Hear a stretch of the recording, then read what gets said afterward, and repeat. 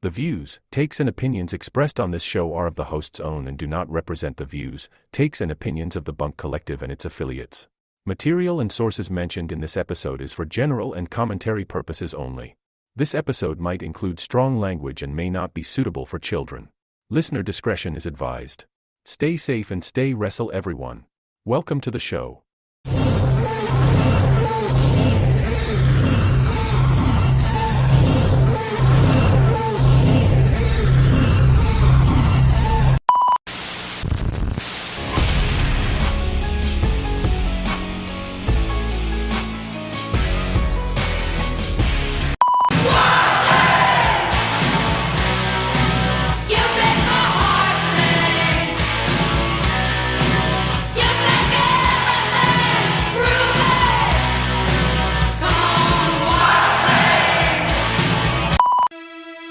Welcome to your unfiltered Tagalog Wrestling Podcast. And this is the MTV Show Podcast, a wrestling podcast.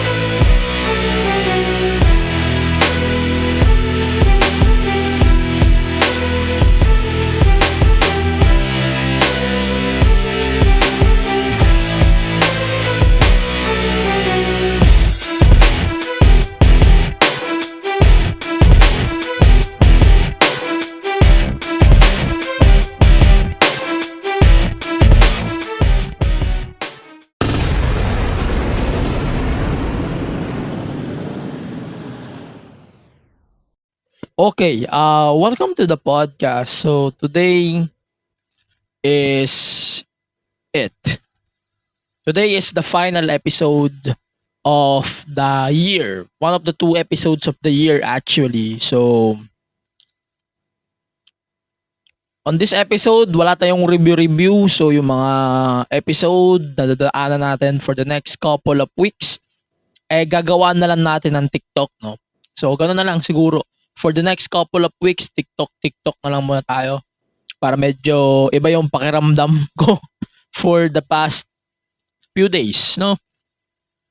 So ito lang, bago tayo mag-umpisa sa episode na ito, gusto ko lang muna magbigay ng heads up sa mga makikinig at sa mga makakaunawa ng episode na to. So this episode is a tier list episode. Year-end special siya. So yes, it's a year-end. Ito, year-end format to. So, alam niyo naman kung ano yung format ng Bash Awards typically. So, yung mga format na yun, binago natin, no? So, yung kung napaparinggan nyo before yung Bash Awards, it's a poll basically, no? Medyo binago natin yung format kasi medyo iba na yung pakiramdam ng tao. Pag iniisip natin yung mga finals na ito, mga ganitong things na iniisip nyo, sino nga ba dapat yung maging wrestler of the year? Parang nangingibabaw kasi na mas nagmamatter yung opinion nyo kaysa sa akin. Ganun yun. So, Bonk told me to change it and medyo minekos-mekos ko din yung format. Sige, mekos-mekos natin. And with now, we have this format na medyo ako na yung nag-lead ng format na to. So, tong episode na to, it's mainly for the tier list episode. So, meron tayong 5 blocks na gagamitin for the whole episode na to. Ito rin yung magde-determine ng placements ng mga pay-per-view or premium live events na ito sa ating tier list natin. So, meron tayong superb. So, S, then A for great, B for not bad, M for mid or bad, and then W for worse. So, it's F technically, pero nilagay ko siya as W. So, worse, para medyo mas madaling intindihin at mas madaling unawain kung kayo ay nakikinig sa akin. So, yun. Yun lang naman yung mechanics ng ating tier list. Eto. So, ang ikot lang naman ito. So, yung lahat ng events na pinagko-cover natin dito sa podcast this year, included sa tier list na to. So, World's End i-Twitter na lang natin or i-X na lang natin yung magiging feedback natin dito, no? Since naka-break pa ako noon sa podcast. So, it might change everything pagdating ng X. Ayan. So, bago tayo mag-umpisa sa tier list na to. So, this Friday, we're going to release the part 2 of the Bash Awards 2023. So, kailangan nyo din doon mag-tune in kasi nandun yung continuity ng episode na to. So, kung mapapakinggan nyo tong episode na to, pakinggan nyo rin sana yung susunod na episode which is on Friday. And we're going to have an important announcement on Friday sa episode na yun, sa podcast. So, for now, here's what we're going to do. Here's episode will start now. So, umpisahan natin tong tier list na to sa medyo konting events. So, umpisahan natin ito itong mga tier list na to. Iikot to sa 5 companies para medyo tayo, no? So, WWE, main roster NXT, so that counts as 2.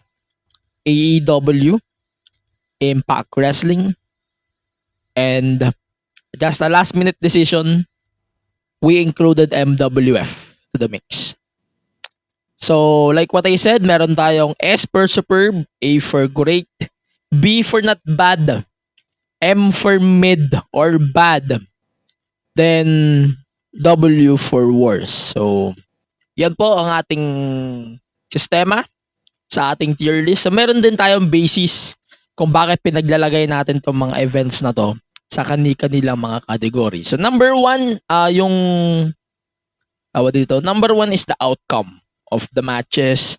Yung mga nangyaring matches, kung maganda ba yung naging matches, kung pangit ba, yon factor yon. That's why we have to put this on this category. Number 2, kung ano yung naging impact sa akin ng event na yon. So, yung kung ano yung naging impact ng event na to sa akin, sa mga listeners din ng show, yun, isa rin factor yon. Number 3, isang factor dito is yung placements nila doon sa in-app kong scoring. Pero binago ko yun. Actually, ni-reset ko nga yan kasi gusto ko mas transparent ako sa opinion ko about this pay-per-view reviews or tier list. Then lastly, number 4, bonus na lang to kung paano naging solid yung buong presentation ng show. Bonus lang to. Okay. So, mag-umpisa tayo with AEW. Marami akong say when it comes to AEW shows. So, yan. Revolution 2023. Google na rin tayo para hindi tayo magmukhang tanga.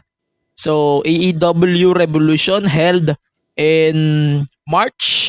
I think it's March 7, 2023. Okay. So, i-Google ko nga muna para hindi ako magmukhang tanga. Ayan. So, Revolution 2023. Ayan, tama. It was held in March 5. Ito yung first event ni AEW sa California. Attendance rate was 9,000 according to WrestleNomics. Chinek ko rin yan. May stats ako dun. Ayan. So, yung attendance is 9,000. Buy rate is 145,000. So, the highlights of the show is MJF beating Bryan Danielson in a 4-3 sudden death in a 60-minute Iron Man match to retain his AEW title. Also, House of Black defeated the Elite. Then, ito rin yung match between Moxley and Hangman. That was a really good match too. And the match that nobody cares, Ricky Starks versus Jericho. Okay, so this match, this event, ito yung sa tingin ko, alam nyo tong event na to, sa totoo lang, hindi ko siya masasabing maganda o hindi ko rin masasabing pangit, no? Parang may something ako na sinabing saktuhan lang ba? Parang may saktuhang factor siya na nandun na sa part na, sakto lang siguro. Pero ito yung part na nasaktuhan lang talaga ako. Ito yung event na to. So, some matches Ito yung medyo umikot din kay Jericho na putangin na ayaw magpatanggal ng card. Also, ito rin yung match between Jack Perry and Christian Cage. Dito natapos yung feud nila. Then, dito na rin nag-umpisa yung part na nag-turn si Ruby Soho kay Jamie Hayter. At saka sumama sila eventually kay eventually sumama siya kay Tony Storm. Hindi, kay Tony Storm at kay Saraya. Then, ito na nga. Samoa Joe versus Wardlow. Yun lang. Yun lang. Hindi ko naman masyadong yung highlight. Masyadong mahaba yung highlight ito. So, si Dave Meltzer, bago tayo mag-continue, mahaba kasi itong episode na to. Dave Meltzer gave that AEW title match 5.75. Okay. Yan lang. So, ang thoughts ko dito, the pay-per-view was fine. Yun lang. Yun ang talaga masasabi ko. Hindi siya kagandahan. Hindi rin siya pangit. So, kung ilalagay natin to sa tier list natin, Revolution will fall on wala akong dito. Maraming events sa AEW na maganda.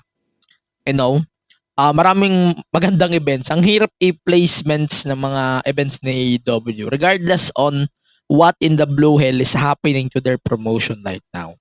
But I have to put this event to mid. I'm not saying it's bad though. To be fair, I'm just trying to justify everything. So I have to put this on mid because I think there's a pay-per-view on their calendar year na sa tingin ko much better doon. Pero hindi ko sinasabing masama. Maraming prominent matches na maganda dito. Yes, I can agree with that. But comparing this match or this whole card that we have here, I think it suits M. Sakto lang. Yun lang.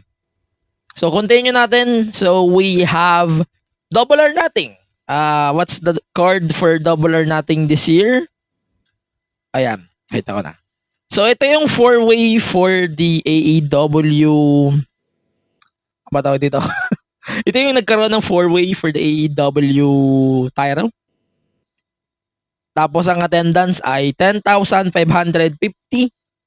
Then, ang buy rate sa pay-per-view ay 140K. So, 11 matches on the card. The main event is actually advertised as double main event. So, it's BCC, Danielson, Moxley, Claudio, Yuta, then the Elite, basically. This card... Okay, so ang masasabi ko dito, this whole card is an ass. Yun ang masasabi ko, it's a fucking ass. Kung yung pag-uusapan nyo, kung i-head to head kasi to sa, may ka-head to head tong event which is Battleground. I think in my opinion, Battleground is so much better than this. Pero hindi ako magiging biased when I say it. No? Pero I think, overall, this card, okay, so tignan ko nga yung card mabuti habang binibigay ko sa inyo. So, may mga misses dito. So, Dave Meltzer gave the AEW Women's title 1.25. The Trios titles 3.25. Yung Tag titles 4. Ladder match is 3. The Jake Cargill match is 3. Then AEW title 4.75. The Anarchy is 5. Medyo may controversies din sila. Like this fucking singer ng Violent Idols. Naka-blackface siya. Like, so what? And it was criticized by Jim Cornette, no? So how this guy escapes anybody's attention? Like, there's a fucking white guy out there in a blackface that's wondering, like, this is normal? But okay, di natin i-criticize. Mahabang kwento pag-usapan yon. So, highlights of the show, aside from those two, yung Jeff Jarrett and Jay Lethal versus FTR. Then, ito yung isa pang naging appearance ni Sabo. Oo, ito yung nag-appear si Sabo din. With, with Adam Cole. Ito, tsaka Wardlow versus Christian Cage. That was, oh shit. Then, ito. This event gets a, ano ba tawag dito? Ito, sa rating ko, it gets 6 overall. Kasi medyo nalamyaan ako sa build-up ng show na to. It's kinda disappointing at some point, no? Pero sabihin na natin na, hindi ibig sabihin na pangit ang build-up, maganda na rin yung buong card. It doesn't make sense. Kung maganda ang card at maganda yung event mo, walang masasabing di maganda eh. Ang problema, ang pangit na nga ng build mo, pangit pa ng card. Yan ang mahirap sa AEW. AEW events, like Double or Nothing this year, is a victim of that. Tapos tinapatan pa sila ng NXT Battleground. Kupo, kalokohan. Ayun, nagkaletse-letse sila. Maganda yung Battleground. Mamaya pag-usapan natin yung thoughts ko sa Battleground. Walang bias Pero Double or Nothing, it's a 6 out of 10. Pero nirate ko siya differently dito sa tier list natin. So, kasama ng Revolution, it falls down into M category. So, it's mid lang. So, it will fall on the M category. Okay. So, next event.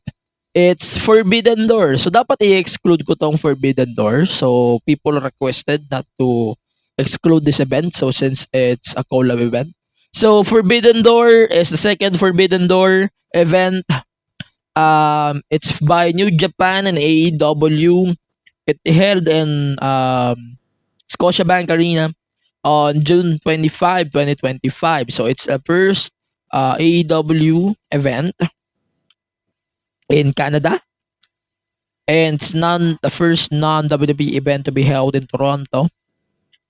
Yun. So, yun. Attendance is 14,826. So ito yung malaki-laking card ng Forbidden Door. So the main event matches, Bryan Danielson defeated Kazuchika Okada. Will Ospreay defeated Kenny Omega for the title, IWGP US title. The Elite defeated Eddie Kingston and Tomohiro Ishii. Defeated BCC, Konosuke Takeshita, and Shota Umino. Sanada defeated Jungle Boy for the IWGP title, and MJF defeated Hiroshi Tanahashi. Okay.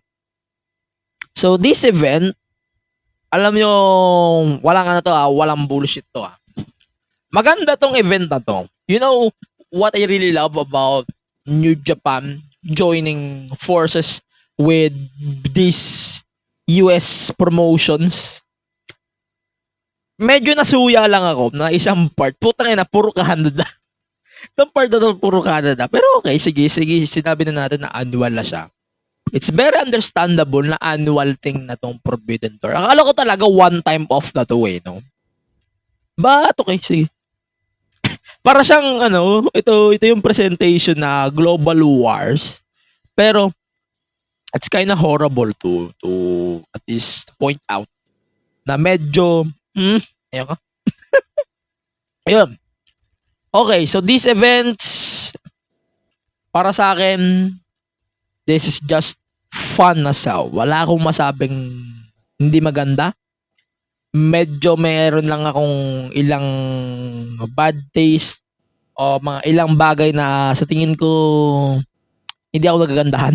Isa na doon, ito na yung possible. Ito na yung last event actually ng Premier Sports Top Go when they're airing AEW. September, they stopped airing all of the AEW shows. Di natin alam kung bakit until now. And then also, hindi rin nila na-air yung All in London kasi may conflict of interest sa UFC event that time. So, yun. This card, it's a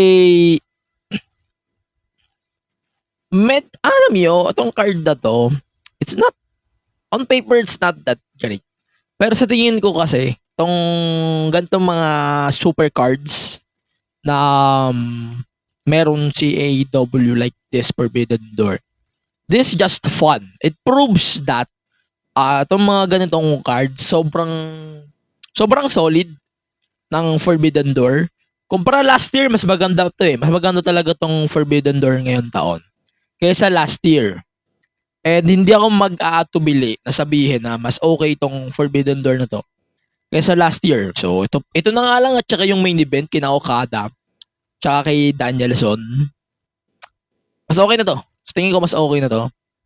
And I was trying to check it on my tier list. So my tier list, it gets 8. Solid 8. So on my tier list, it will fall into A.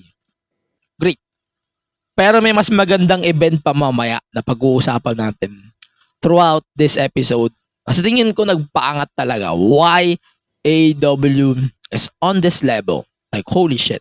Actually, here's a fun fact. Isa lang ang AEW event na nasa taas. Sa Great, tsaka sa Superb. Tig-isa lang. Pero to continue na natin. So, we have All in London. So, the eyes of the crowd is on this event. Sobrang ang daming excited dito sa event na to. Sa totoo lang. Maraming excited sa outcome o sa kung naman ang mangyayari dito sa pa-event na ito. Ako din, nag-expect na baka hindi ito ma-sold out o whatever o na may mangyayari dito. Ako rin, hindi rin ako nag-expect masyado, no?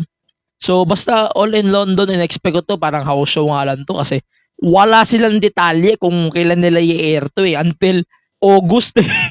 Hanggat dumating yung August eh, no? Ito, so, konting feedback sa All In. So, All in London held in Wembley Stadium. Nag-take place din siya during UK's bank holiday. Then, ito rin yung debut nila outside of the US. And ito rin yung first event nila in a football stadium. So, next year, it will be the same. Ayan. So,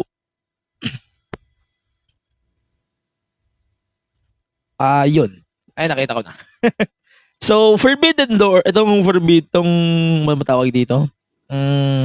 Event na to, All in London. Let's include first the CM Punk controversy. Di natin pag-uusapan yan, masyadong mahaba pag-usapan.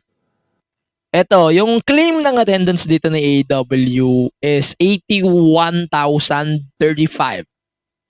Then, yung sinabi naman ng gobyerno ng London, it was 72,265 yung nagbayad. So, some details of the show. So, MJF defeated Adam Cole for the AEW title. So, Will Ospreay defeated Jericho. Eddie Kingston, Penta, Best Friends, and Orange Cassidy defeated BCC. CM Punk defeated Samoa Joe to retain the AEW Real World Championship, which was the final bout of CM Punk in AEW as he was fired following a legitimate backstage altercation following the event. So, a story lang ng altercation na to. So, Jack Perry had an upcoming vacation planned and wanted to use a real glass in a segment on Collision to write him off TV. So, CM Punk disagreed with this because of the legitimate risk of using real glass, with the production team, doctors, and Tony Schiavone also against using real glass. Also mentioned on the All In pre-show, so he was slammed into a windshield of a vehicle. He looked into the camera and said it was real glass, Crimea River. And yun na yun. So when Perry went backstage after his match, a confrontation occurred. Wait. Nakalimutan ko yung line ko. A confrontation occurred which led to CM Punk allegedly throwing a punch at Jack Perry and attempted to put him into a guillotine choke. And he also lunged Tony Khan. Then, both of them are escorted out of the building. Mahaba masyado yung address. So, basta in-address to ni Tony Khan. And nagkaroon din ng announcement ng pagka-terminate ng contract ni CM Punk September 2nd.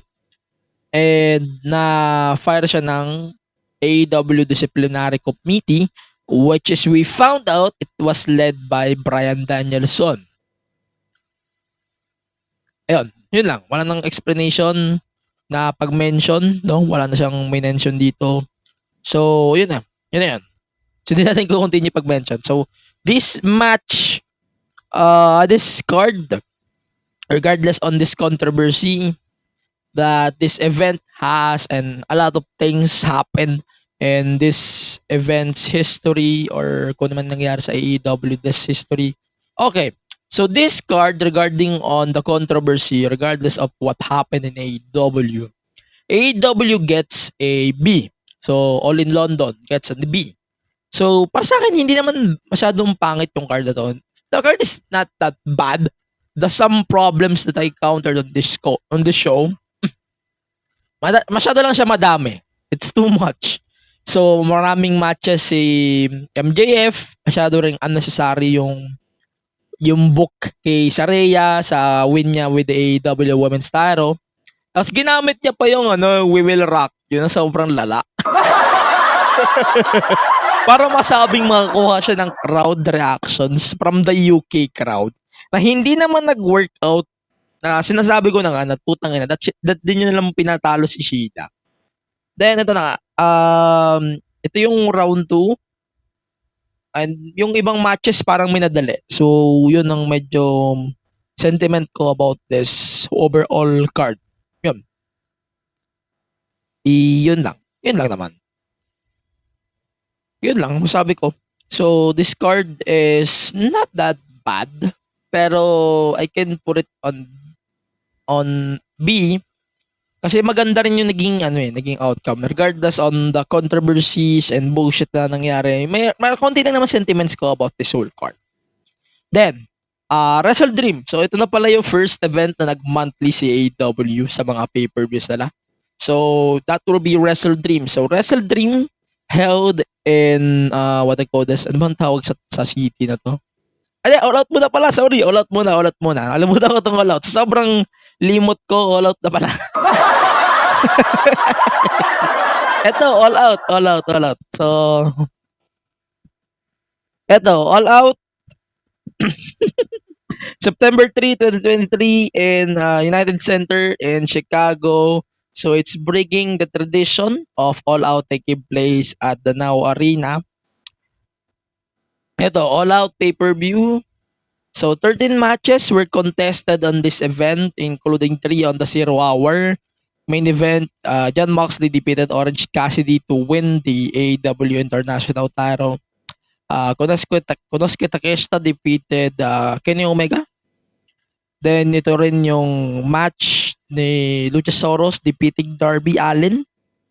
Then, Bryan Danielson defeated Ricky Starks.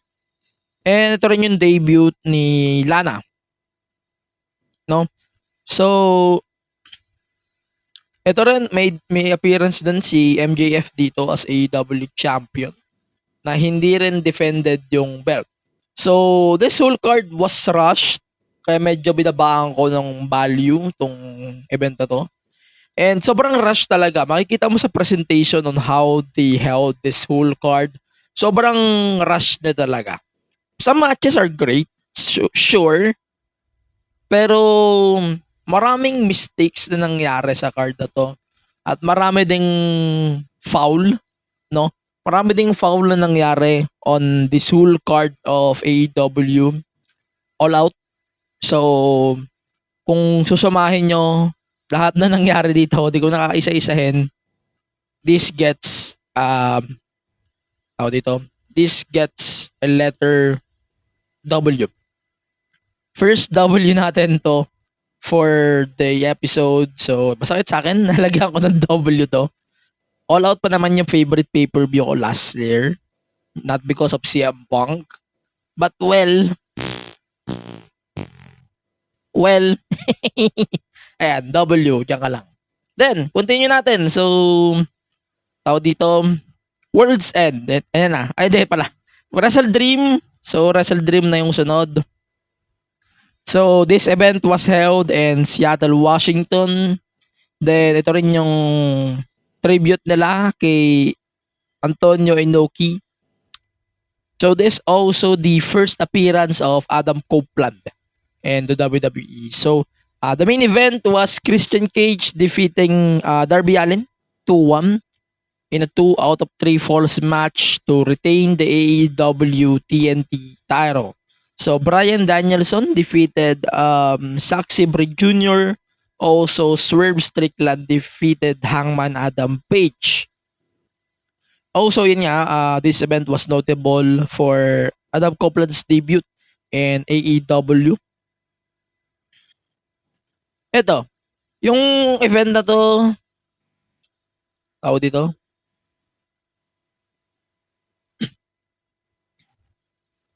wait lang, nawala ako, teka. Itong event na to, itong event na to daw, this is so good. Alam nyo, without Edge's debut, ang ganda ng card na to, sa totoo lang. Hindi ko na isasama yung kick-off, pero puta, ang ganda nito. So, like, Claudio versus Josh Barnett, then Luchasaurus beating Nick Wayne. Then, ano pa ba? O pa pwede na pag-usapan. So, MJF defeated the Righteous for the AEW tag titles, ROH titles, whatever. Then, yun nga, this card is just fun as hell. Sobrang solid ng card na to. Bonus na lang yung debut ni Edge, Adam Copeland sa event na to.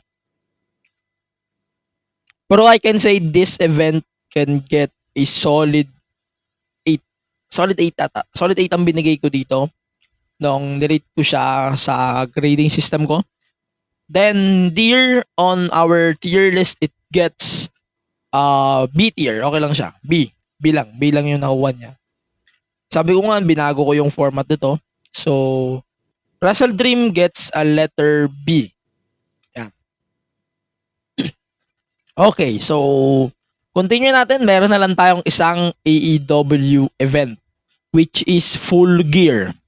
Full Gear, alam nyo, ang ganda ng Full Gear na to. I swear to God, the main event is a miss. For sure, that was a miss.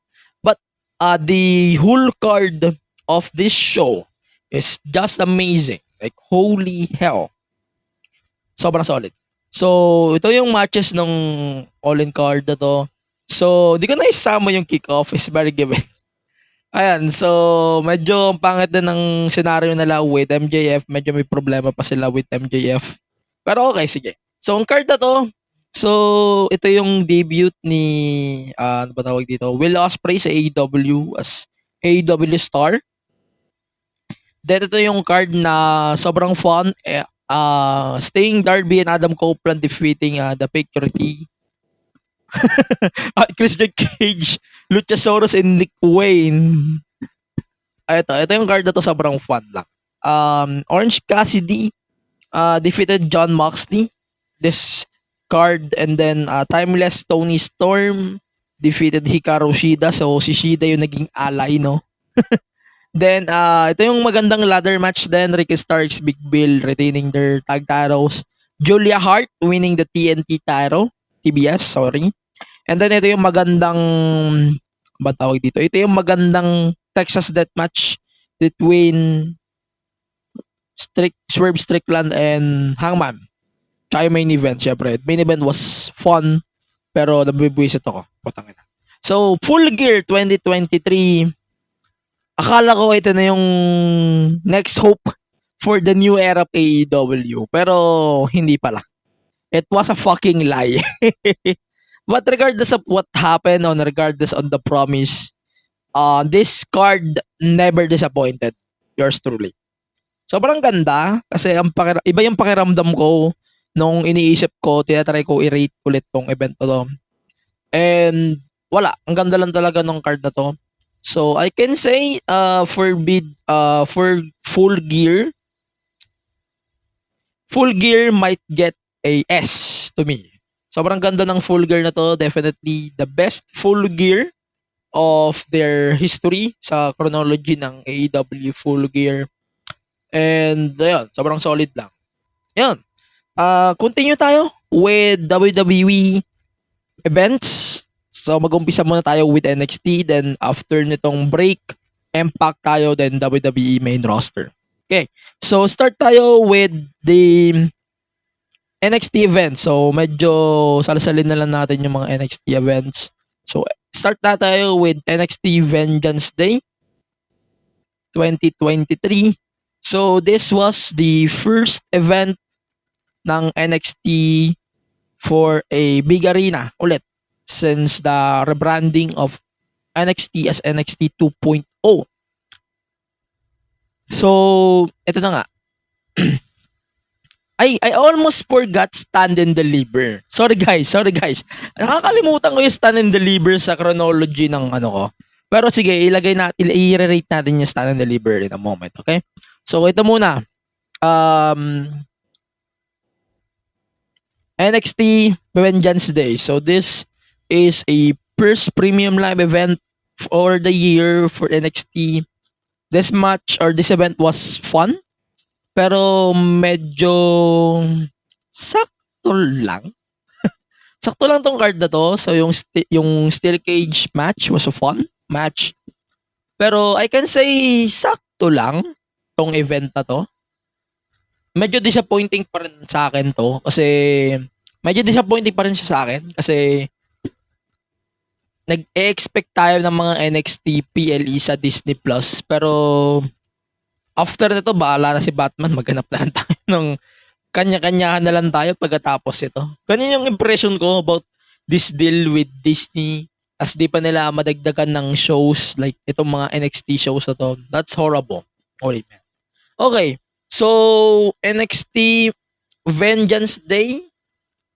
I-on the spot ko yung nakalimutan ko lagi itong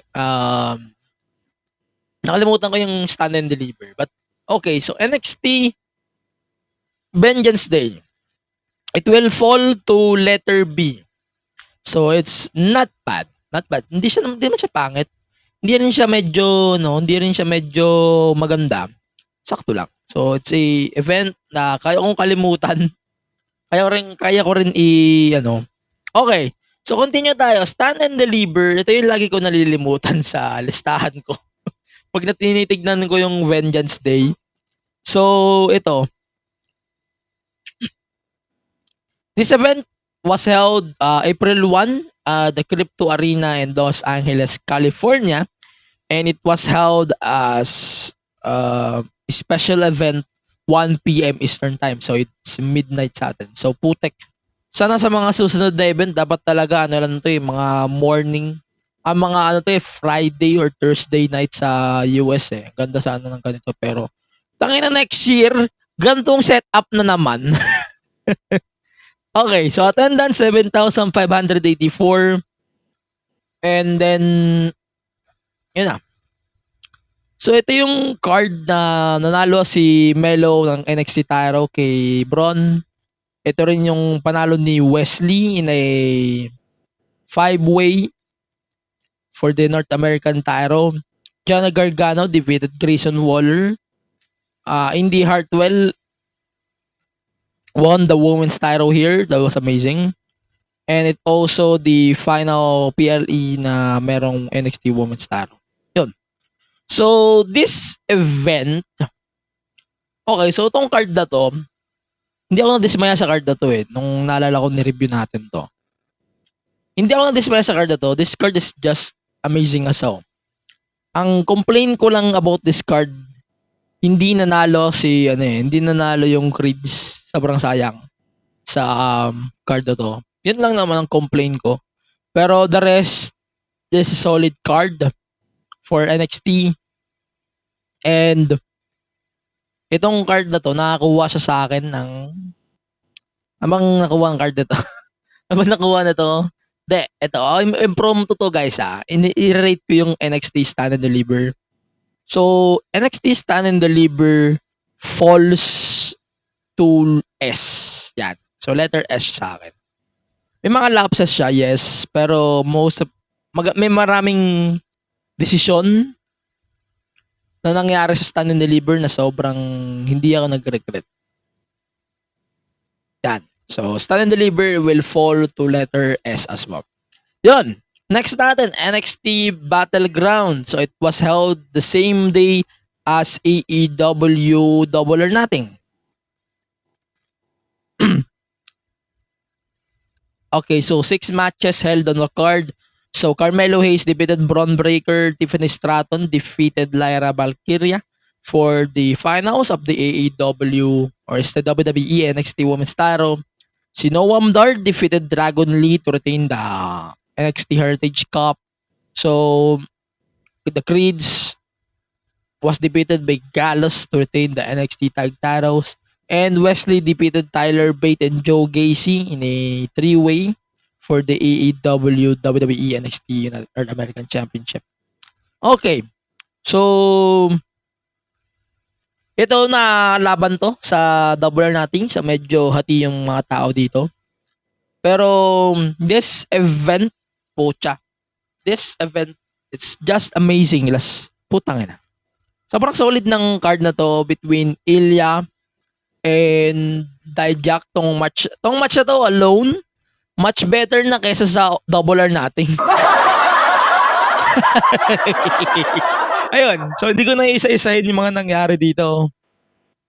NXT Battleground, hindi siya mag-fall into S din. Same as the, ano ba tawag dito? Hindi siya mag-fall as the S category. So, I have to put it letter A. So, letter A lang si Standard and A lang si Battleground to me. So, A, it will get letter A for yours truly. Solid naman. To be fair, solid naman yung Double or Nothing. Hindi siya kasing sama ng lintek nangyari sa yung mga nangyari doon sa Double or Nothing is just horrible. So, ayun. So, yun lang naman. Continue tayo with the next NXT PLE held in the chronology. NXT Great American Bash. So, it was held as a NXT exclusive event. And then, it was held in Cedar Park in Texas. Okay. Itong card na to, wait na, tinitignan ko.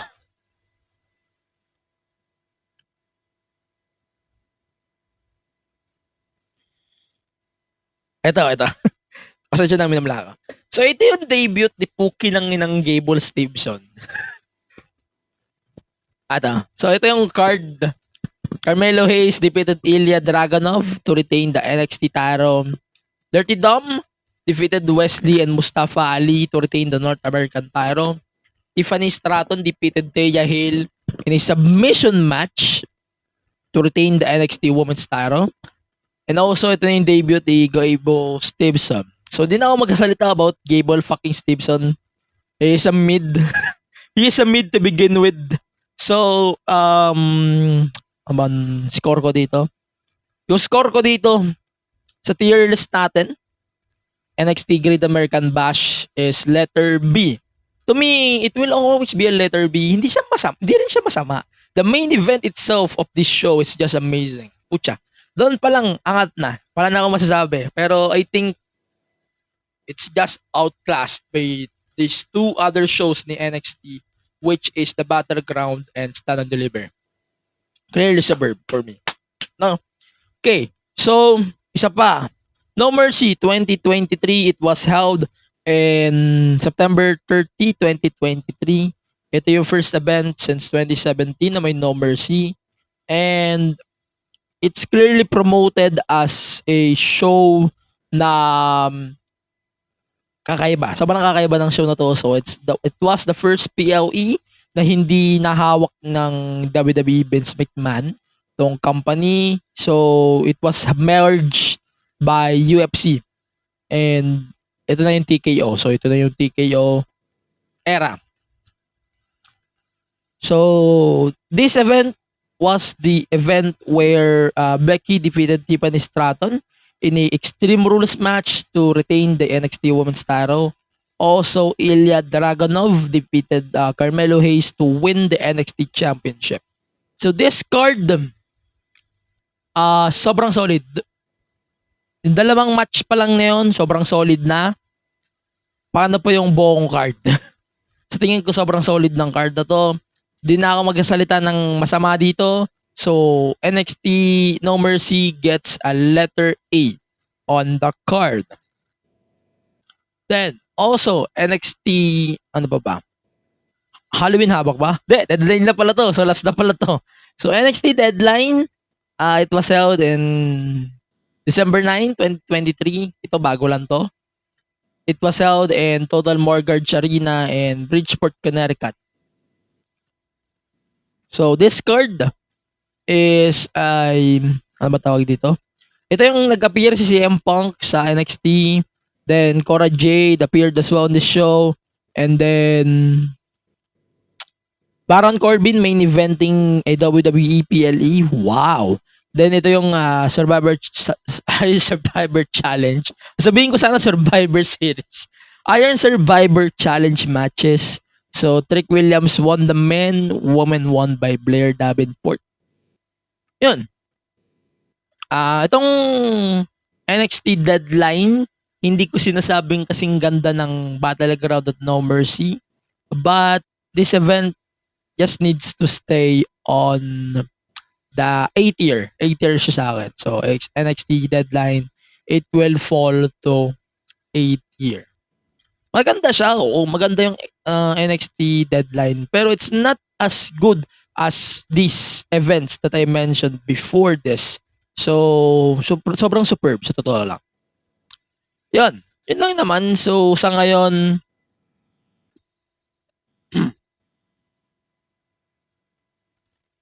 so, yun lang naman sa ngayon yung ating rating. So, when we come back, we are going to continue with Impact Wrestling, soon to be TNA, and WWE PLEs na rin pagkatapos ng ating commercial break. So, for now, let's take a short break and let's check our bunkmates on Bunk Collective.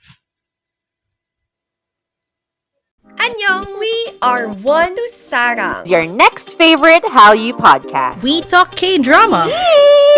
Ang daming kilig every time Oh my we God. get K-drama. We also talk K-pop. Yung feeling ko sa 17 na they bring me so much happiness. And we live to entertain. What you gonna do when Dicky steak in front of Check us out now on Spotify and Apple Podcasts. Also on YouTube. Join us sa Tawanan at Kwentuhan from One to Sarang.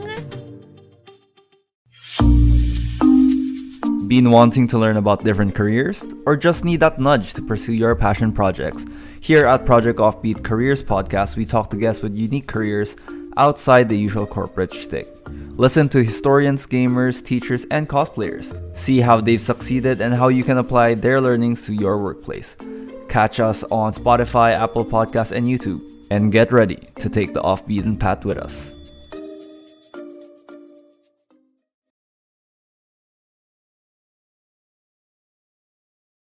Hey everyone, this is Mo Twister, and you're listening to the Kingdom Podcast with the voice DJ Yuki. That was the OG, Mo Twister, promoting this podcast. If you like Korean pop culture, or know someone who does, then get into it, and visit our Facebook, Twitter and Instagram pages at the Kingdom Pod PH. We're proud to tell you that this is one of the premier shows to go to for your weekly dose of K-pop. So drop everything and listen to the Kingdom Podcast. Available in all your podcast streaming platforms. Join us!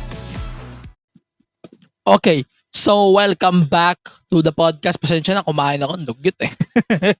Ayan, so mga nagpa-follow ng show na to, so please follow the podcast on Spotify, Apple Podcasts, Google Podcasts, sa iba pang podcast platforms, and on the podcast app, and also on YouTube. You can subscribe on YouTube, youtube.com/the MTG Show Pod.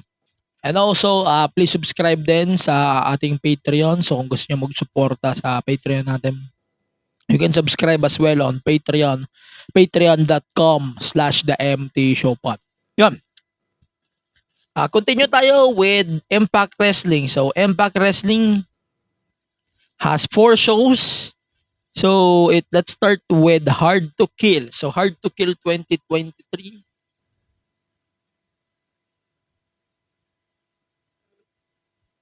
Okay, so Hard to Kill 2023, it was held in January 13, 2023. Ito yung fourth event under the Hard to Kill chronology.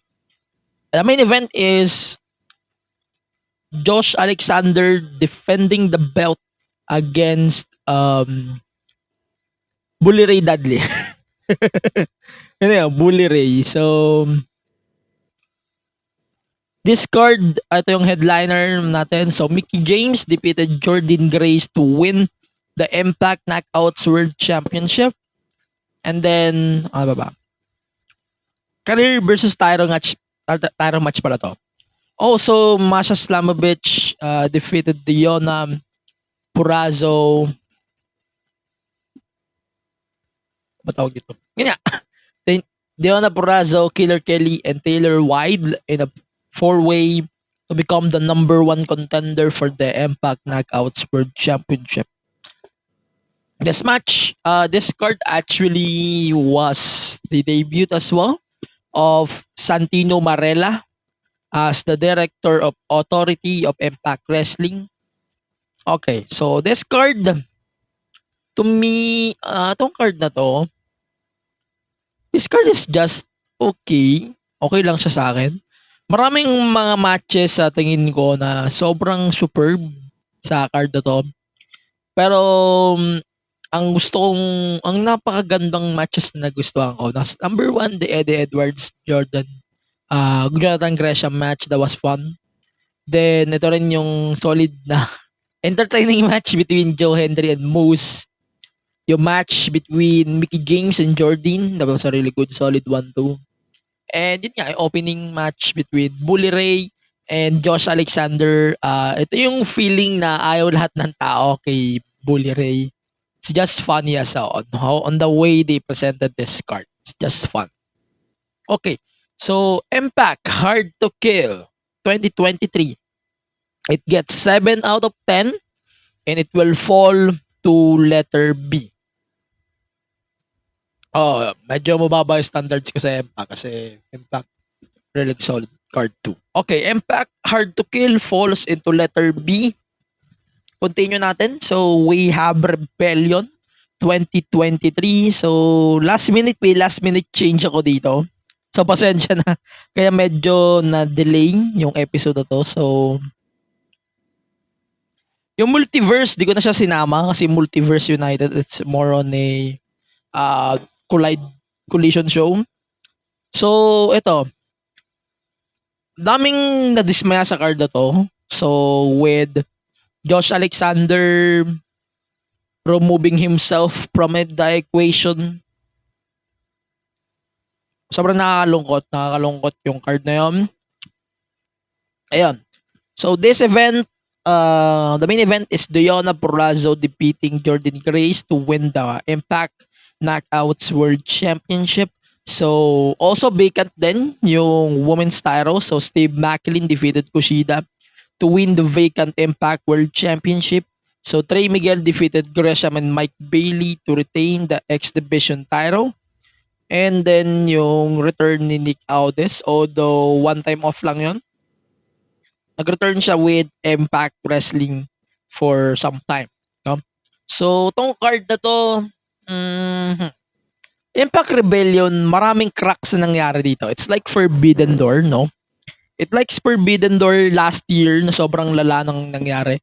Yung dalawang major title matches nila na crack dahil dito sa mga nangyari on Josh being injured and kay Mickie James being sidelined. The original match yata nito is Jordynne versus, I think it's originally Jordynne versus Mickie. No? Pero yun nga, daming changes na nangyari na nakuha natin doon sa card na yon. So, sayang din yung Josh versus Steve Macklin sa akin, ha. Medyo sayang siya. Ayun. To me, sobrang sayang nung card na yon. Pero maganda pa rin naman naging turnout to me nito. And last minute, medyo last minute nagbago yung rating ko dito. So, Rebellion gets the same rating, but I have to put it down to letter A. So letter A, solid pa rin naman, I admit. The Rebellion card is solid. Marami lang talagang rason para medyo babaon ko yung ano ko. Regardless on this, the event was solid overall. And that was a really good way to present the event din naman. So okay, Slammiversary 2023. It was held in June, ano ba to? July 15, sorry. In Windsor, Ontario, Canada. Ito yung card na medyo na-dismaya ako. Number 1, why are guys, Impact keeps continuing their tradition of giving newcomers title shot. Ito yung ayaw ko. I like Trinity. Sure. Putang ina, ayusin ko na yung mic ko. Sobrang favorite ko si Trinity na wrestler when it comes to the women's division. Pero ang pangit ng booking ng Impact dito when it comes to her. It's kind of disappointing na they have to book her like putang ina mo, you get a title shot because everyone gets a title shot here if you are new. And medyo na-dismaya ako sa mindset na yun by TNA when they book Athena on the spot. Okay, she won. Pero putang ina, why? Ayun. So, ayun. So this card, itong card na to. Okay, so itong card na to, Alex Shelley defeated Nick Aldis. Then Trinity defeated Diona. Then Scott D'Amore and Eric Young defeated Bully Ray and Diener. And Leon Rush defeated Chris Sabin to win the X Division Championship. I admit the event was fun, pero it's just horrible also. The booking is just horrible. Putang ina. Ayun. So ito rin yung naging return ni Josh Alexander sa Impact Wrestling, so that's a good thing. Pero yeah, that's it. Slammiversary is just horrible for some reasons. And pero hindi ko siya kayang bigyan ng mababang rating. Not because I have bias on Impact, pero yung regardless naman kung may bias ako, wala. Pero iba rin yung pakiramdam. Putang ina, nangyari. Ha? Okay. Asensya na guys. Ayun, yung Impact event na ito, it will get the solid rating. Sayang siya kung di nanalo si Trinity. Sobrang sayang. Pero wala eh. It's a part of the rating natin. So, Impact Slammiversary gets letter B to my rating scale. It's not a bad event, I admit. Pero it's still a bad event. Ayun. So, Impact Slammiversary letter B. Yun. Final event of the year for Impact Wrestling. It's the Bound for Glory. It held in Chicago. Putang ina, paulit-ulit na lang yung venue ng Impact.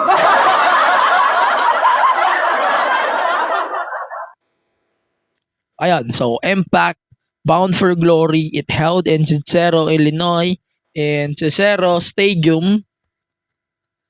And also, this was the announcement na ibabalik nila yung TNA. Dito nila in-announce na ibabalik yung TNA. And also, ito yung highlight. So, Alex Shelley defeated Josh Alexander to retain the Impact World title. So, in other prominent matches, Trinity defeated Mickie James to retain the Impact Knockouts title. Will Ospreay defeated Mike Bailey.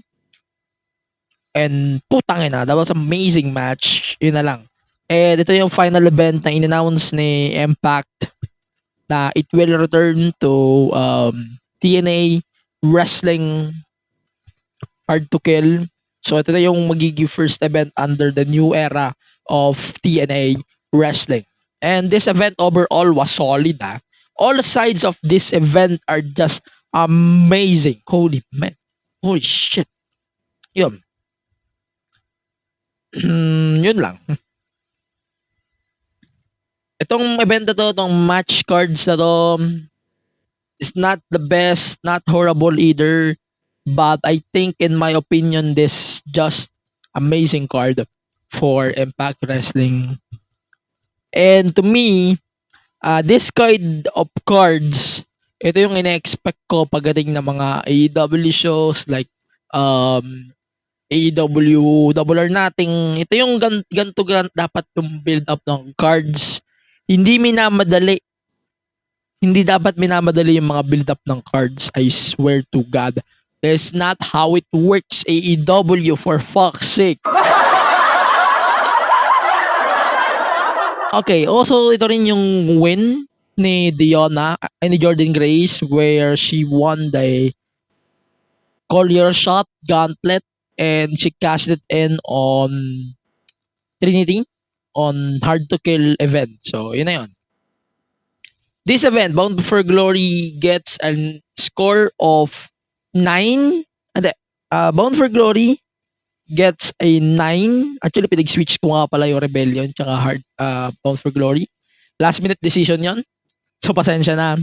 Then, Bound for Glory will get the letter S in my rating scales. So, yun na. Tapos na tayo sa Impact. 4 lang yan. So, continue na tayo with the WWE event. So, guys, calm your ass downs. Medyo walang halong bias to. Pero I have to put this on a different perspective. And also guys, kung walang mention ng bloodline masyado sa episode na to, please, understand this. Maraming matches sa card, hindi lang bloodline yung nag-compete. Kaya shut the fuck up, man. Come on. Just enjoy the show. So, let's start with the Royal Rumble. So, Royal Rumble was held in January. Wait lang. Sina-search ko pa. Yung Royal Rumble was held in January 28, 2023. It's the first Royal Rumble ni Cody after a few years na. And also the first Royal Rumble that was held in Australia on the bench. And also our first Royal Rumble. Oh yes, first Royal Rumble din natin ito. So, yung event sa Disney Plus, hindi pa rin maayos, sa totoo lang. That was horrible pa rin. Naayos lang siya during Night of Champions. So, ayun. Royal Rumble 2023, this event is sakto lang. Sa totoo lang, sakto lang. Not the best prominent card that they have for a Royal Rumble. So Cody won the men's Royal Rumble, and then women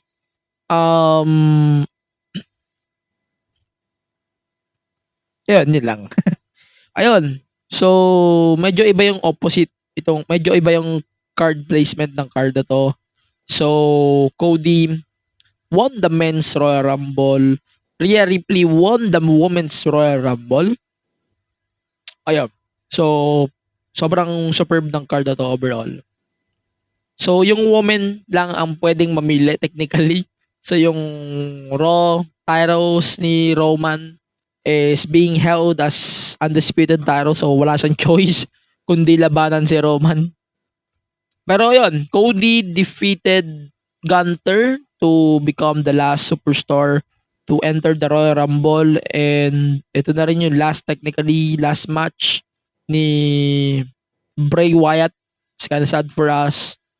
And ayun.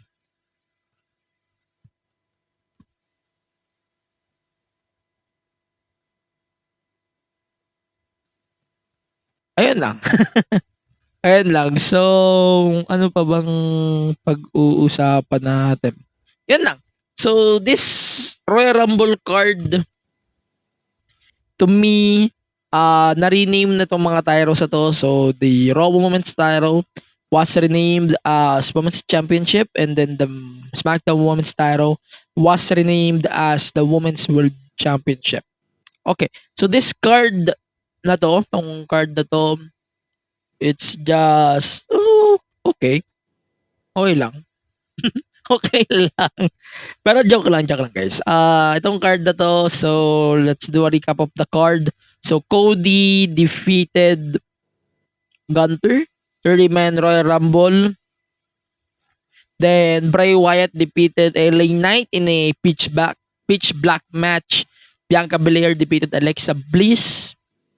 Rhea Ripley defeated Liv Morgan. Roman Reigns defeated Sami Zayn. Sorry, KO pala ito. KO.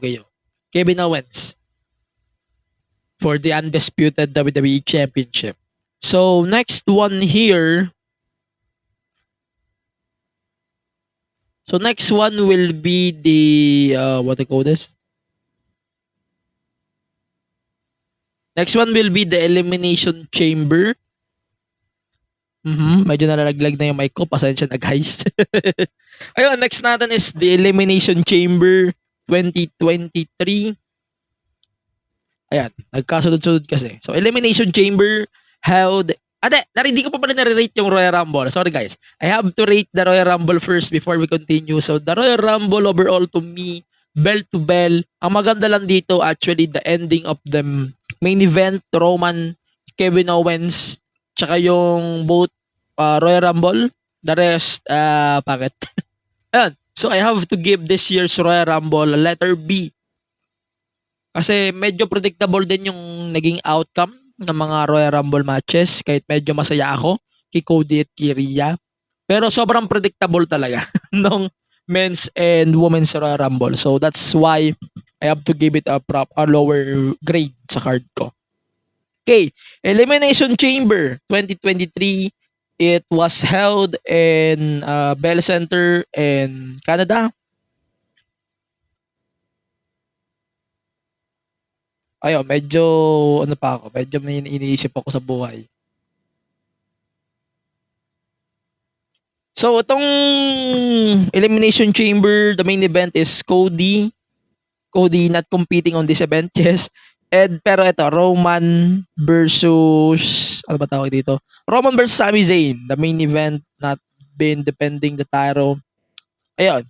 So, Roman versus Sami Zayn is not that bad. Pero guys, like what I said few minutes ago, hindi ko na gagraduhan yung mga matches ni Roman. Kasi sobrang repetitive naman. So, pag-usapan na lang natin yung iba pang context nun sa susunod na episode natin, which is the Bash Awards 2023. I know marami akong explanation na gagawin, pero for the sake of you guys, explain tayo malala. Balik ko na nga yung mic ko kasi walang kwenta yung set. Ayun. So, Elimination Chamber 2023. This event was held in February 18, the last event on ayun. So inisip ko pa yung rating, teka. Yung rating ko dito personally it gets letter B2. The men's easy chamber, the women's easy chamber is just amazing too. So, Asuka made her accomplishment there na nanalo ng Royal Rumble, Money in the Bank, and Elimination Chamber matches. And sobrang ganda ng execution ng main event to. So, marami rin naman mag-agree doon, no? So, sobrang solid din ng card na to. Sobrang ganda kasi ng execution ng card na to. Medyo questionable pa nga yung iba na parts. Yung ibang parts ng card na to, puta, teka lang, inayos ko yung mic ko.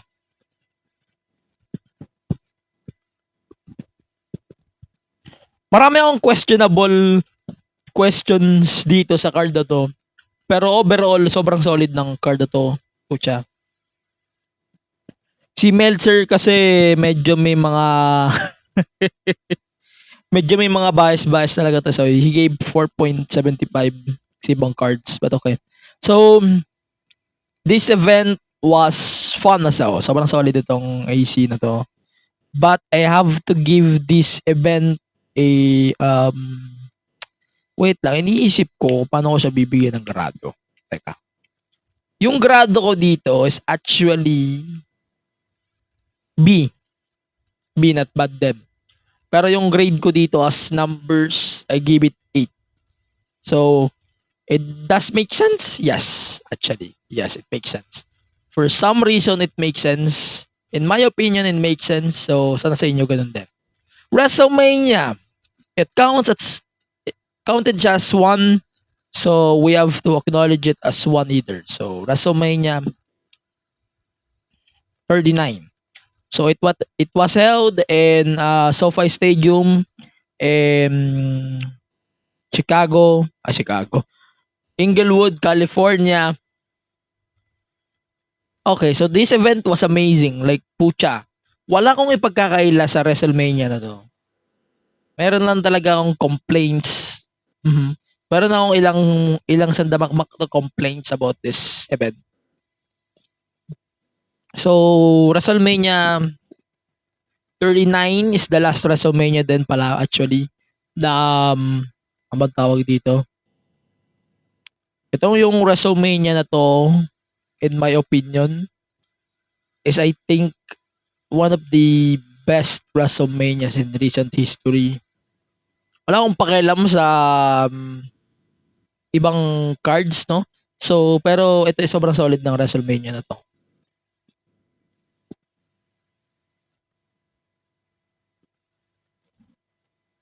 Okay. Sorry guys, meron dyan nagugulo ko na yung mic ko. Tsaka yung pace ng episode na to, pasensya na. Pero okay, so main event ng night 1 was Kevin Owens and Sami Zayn defeating the Usos for the undisputed tag titles. And also, this was the first tag team match to main event WrestleMania. Then, meron pa mga prominent matches. Sobrang solid ng card na to. Seth Rollins defeated Logan Paul. Rey Mysterio defeated Dominic Mysterio. Rhea Ripley defeated Charlotte Flair in an amazing women's title match. John Cena defeated Austin Theory sa kabaliktaran. Then, ayun. Yun lang. Night 2, Roman defeated Cody Rhodes na hindi matapos-tapos yung kanyang story. Edge defeated Demon Balor in a Hell in a Cell match. Then, ano pa ba?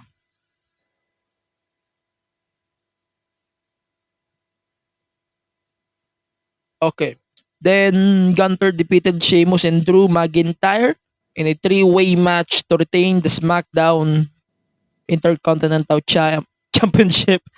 Bianca Belair defeated Asuka to retain the Raw Women's title. Brock defeated Omos. Ayun. So, yun lang. So, the main event and the IC title ng Night 1 and Night 2 respectively, it was getting a 5 stars from Dave Meltzer. Pero overall,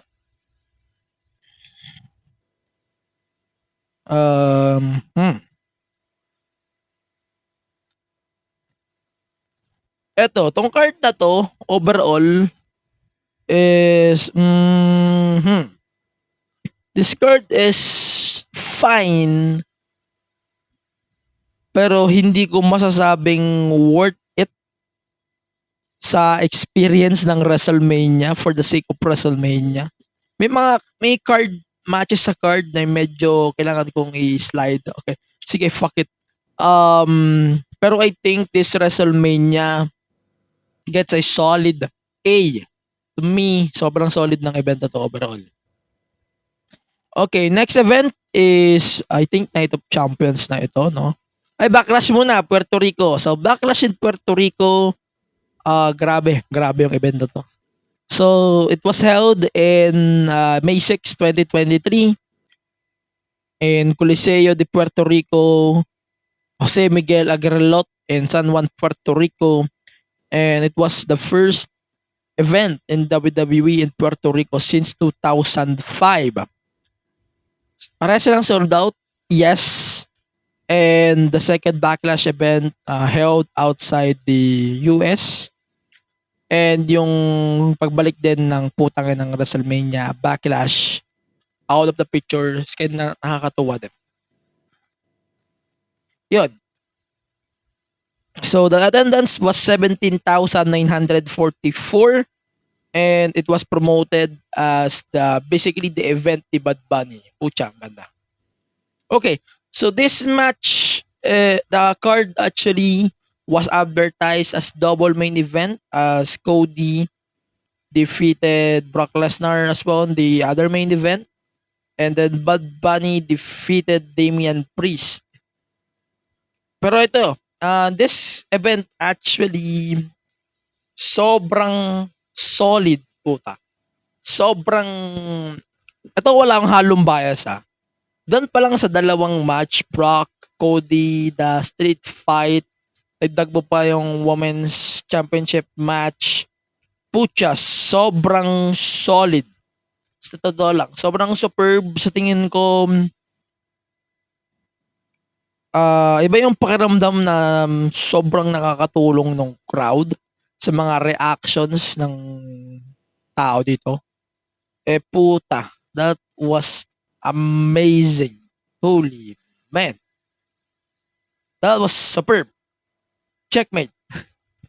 This event, wala akong masabi. Pero putangin nyo pa rin Disney Plus. Ba't di nyo pa rin nire-release tong event na to? Utang na loob, i-release nyo na to sa Disney Plus. Nakikiusap kami. We are begging you. Please release this fucking event on Disney Plus. Nakikiusap kami. Pucha. Pag-isipan nyo ng mabuti ang mga desisyon nyo. Otherwise, drop the WWE events on this platform. Get the fuck out of here. Okay. Regardless, Backlash gets a letter S in our rating scale. Sobrang solid kasi ng Backlash na to. Wala akong masabi. As in, sobrang solid ng Backlash 2023. We will continue with Night of Champions. So, Night of Champions, mabilisan na lang tayo. Mahaba na kasi yung episode na to. Tsaka yung boses ko kanina, no? Night of Champions 2023. So, ito yung first Night of Champions na hindi nasunod na every title is on the line in this event. Ganun yung format din originally din na ito dapat yung King and Queen of the Ring. Pero nag-iba yung event, so nirevise na lang siya at Night of Champions, no? And hindi rin siya na-retain doon sa ang naging tradisyon ng event na to was the pag-crown ng World Heavyweight Champion and also the 1,000th day ni Roman Reigns as champion. Also, it was advertised as 3 main events. So, SmackDown, Raw Seth Rollins defeated SmackDown's AJ Styles. And then also Solo Sikoa and Roman Reigns versus Kevin Owens and Sami Zayn for the tag titles. Then Cody and Brock also advertised on the card. So Asuka defeated Bianca Belair to win the title at Saudi as well. And yun lang. So last event na rin to na na-carry yung title. So nirename na rin yung titles afterwards. Yun lang. So this event is not that bad in my opinion. Ang ganda rin nung reception ng event na to me. So I have to give this a letter B. Then sobrang solid din ng card na to. So it will get a solid letter B din sa akin. So Money in the Bank. Next na tayo. Money in the Bank 2023. It held in London, England. So medyo mahaba-haba yung naging build-up nitong event na to. Mga isa't buwan at kalahati. So it was held as first Seth Rollins title defense. And yun. So it was advertised as the Bloodline Civil War. So Bloodline was defeated by the Usos. Then Jay defeated Reigns. He was the one who pinned him. And eventually nagkaroon ng match for SummerSlam. Ayun. Then Damian Priest and Io Sky winning their respective Money in the Bank ladder matches. Seth Rollins defeating Finn Balor for the main event for Raw. And then Dominic Mysterio won over Cody Rhodes sa kabaliktaran. Yun lang. Ano pa ba? So overall, satisfied naman ako sa naging outcome ng event na to. Medyo ang weirdo din ng ibang matches. Kaya medyo I have to put this kinda down for some reasons. So, ito na. Mag-continue na tayo sa rating. Paano ko siya i-rate. So, Night of Champion. Money in the Bank. It gets letter B. It doesn't mean equal siya ni Night of Champions. No, that's not the case. Money in the Bank just gets letter B. It stays right there. Okay. Next one. SummerSlam 2023. It held in Ford Field in Detroit, Michigan. The main event was Jey Uso versus Roman Reigns in a tawag dito. Ayun, so it was held as for the undisputed title. Then at saka yung tribal chief din. Recognition for being the tribal chief.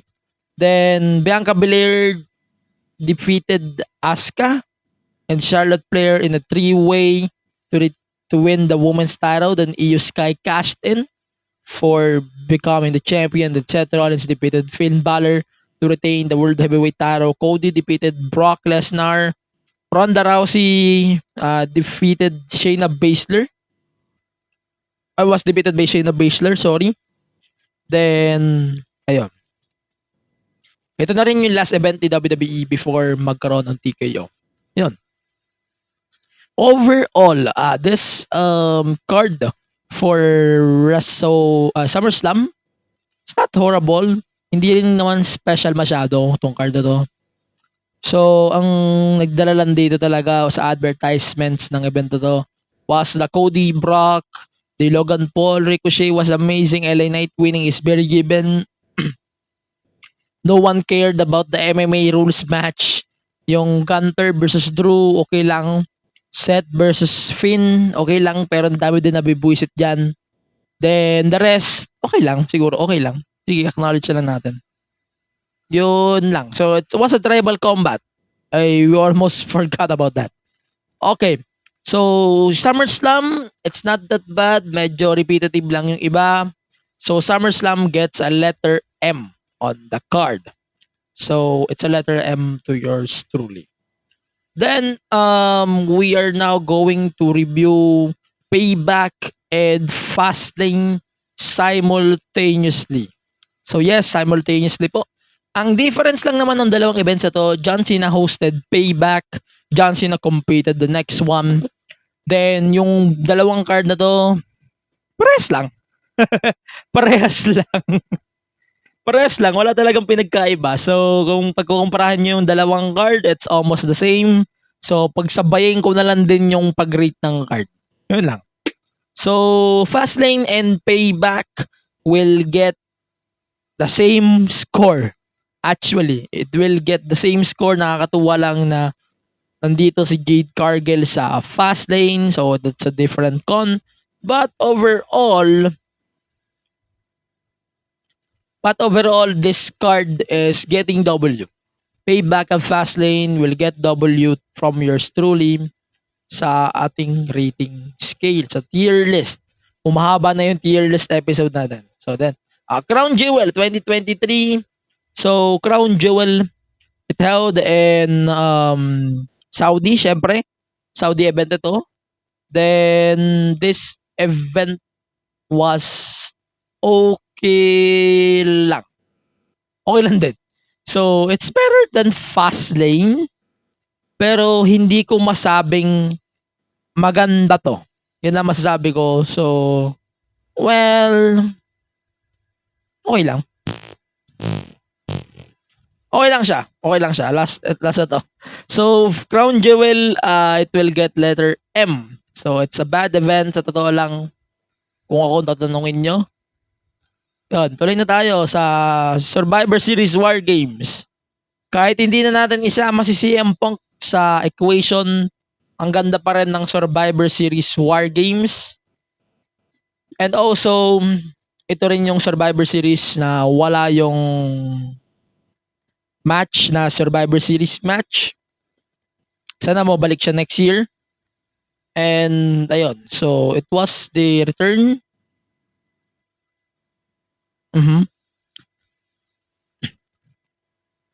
Ito na talaga yung last na event na magkakaroon ng DVDs din, actually.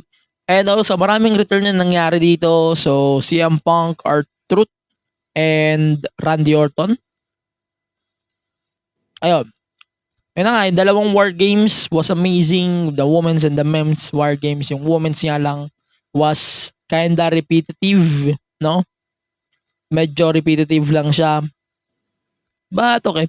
So, this event, War Games, kaka-review lang natin ng War Games. So, hindi na ako mag-aaksaya ng oras sa pag-review ng War Games.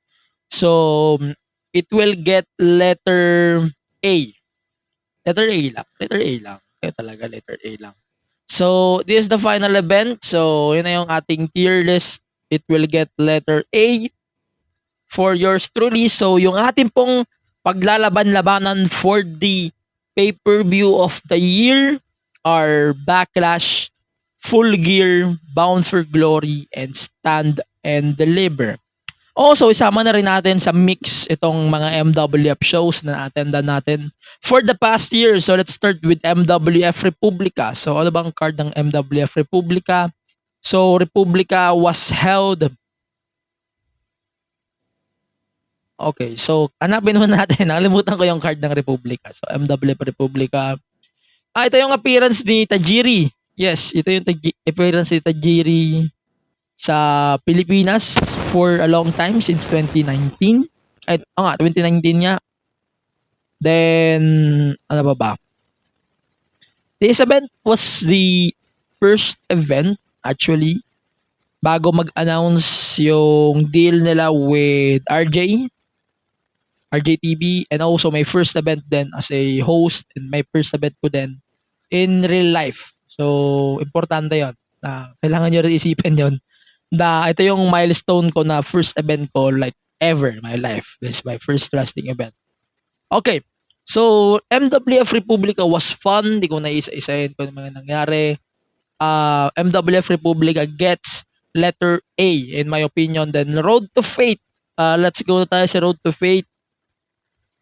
Road to Fate was headlined by Fabio Bakisig versus Robin Sane. And then afterwards, ito yung naging event na tinake down ng Oro Plata Mata, sila Fabio at si Robin Sane. And it led to Jake De Leon chasing with the MWF title, and eventually he won it at Noche Buena. Pag-usapan natin Noche Buena in coming days. Ayan. So, MWF Road to Fate, there's not a bad card, but I think this year, there's easily the bad card that they have on their shows. But, okay. MWF Road to Fate, it gets letter B. Hindi siya masama, pero in terms of all three of them, I think this is easily the bad event of MWF.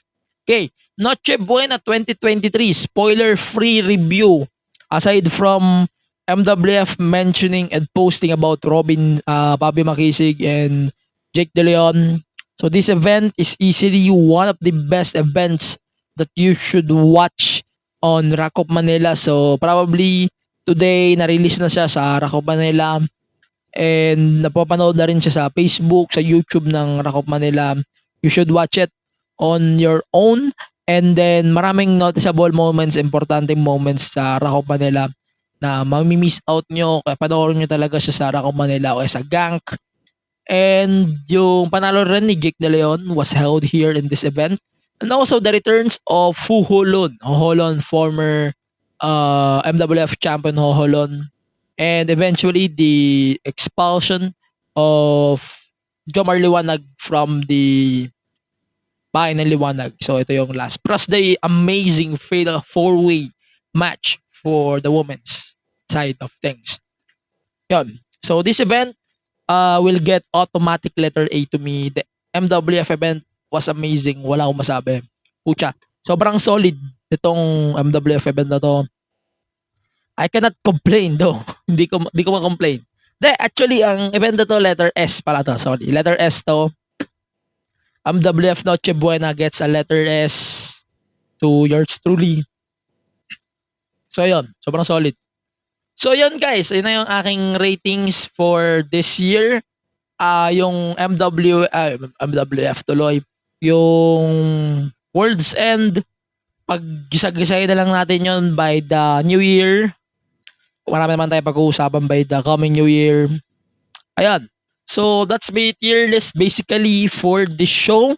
Let us know what you think on this episode. You can catch the part 2 of the Bash Awards this upcoming Friday on all of the social media platforms and on the podcast app on Spotify and Apple Podcast. So, ulitin lang natin yung mga maglalaban-laban for the tier list. MWF, Noche Buena, Stand and Deliver from NXT, Impact's Bound for Glory, Full Gear from AEW and WWE Backlash. This will determine the PH, technically default na si MWF, PH Wrestling Event of the Year. Pero ang paglalabanan ng natin dito is the pay-per-view of the year. So yun lang, din ako magpa-plug dito. So follow nyo na lang ako sa mga social media platforms ng podcast at the MTU Show Pod. And see you on the next episode. And yun na, the Bash Awards 2023 will continue on Friday sa inyo po mga podcast platforms. But for now, goodbye for now. See you on the next one.